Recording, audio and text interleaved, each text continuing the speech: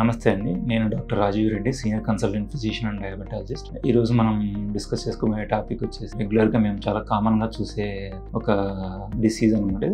Restless leg syndrome అంటాము. So దీంతో వచ్చే పేషెంట్స్ అనేవాళ్ళు ఎలాంటి లక్షణాలు ఉంటాయంటే అండి, వాళ్ళకి యూజువల్గా ఎప్పుడు చెప్తాం ఒక పేషెంట్కి ఈ ఒక సిండ్రోమ్ అనేది ఉందని ఎప్పుడు చెప్తామంటే, యూజువల్గా పేషెంట్స్కి కాళ్ళల్లో నొప్పులు ఉండడము, అంటే లాగుతున్నట్టు అనిపించడము, లేదా కొన్నిసార్లు ఏదో సంథింగ్ ఏదో పాగుతున్నట్టు అనిపించడము, తిమ్మిరలాగా అనిపించడము, కొన్నిసార్లు అవి వాటిని డిస్క్రైబ్ కూడా చేయడం కష్టంగా ఉంటుంది. Some unpleasant sensation, unpleasant feeling ఉంటుంది అనమాట.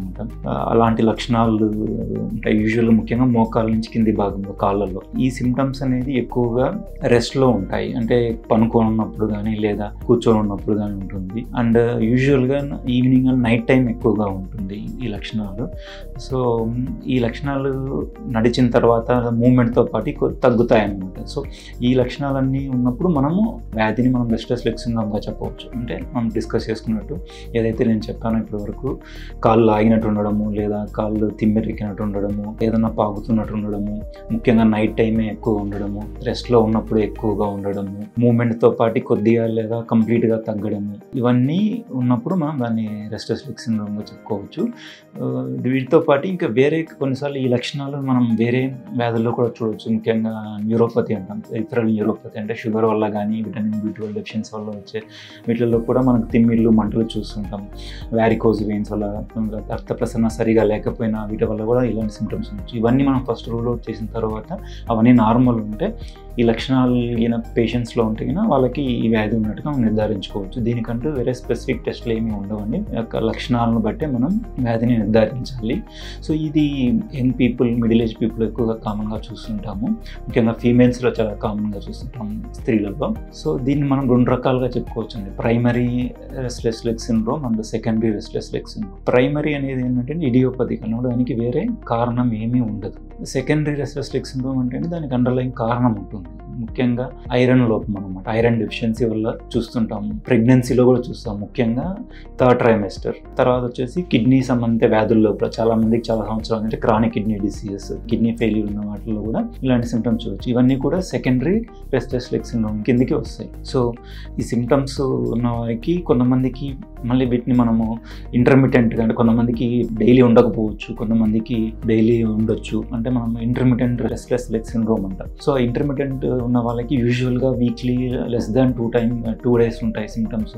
అండ్ ఈ సిమ్టమ్స్ సివియారిటీ కూడా మైల్డ్ టు మోడరేట్గా ఉంటుంది, మెడికేషన్స్తో తగ్గిపోతుంది. కొంతమందికి chronic persistent restless leg syndrome ఉంటుంది, వాళ్ళకి యూజువల్గా మోర్ దాన్ 2 days ఉంటుంది ఎవ్రీ వీక్, అండ్ వాళ్ళకి డైలీ మెడికేషన్స్ అవసరం పడుతుంది.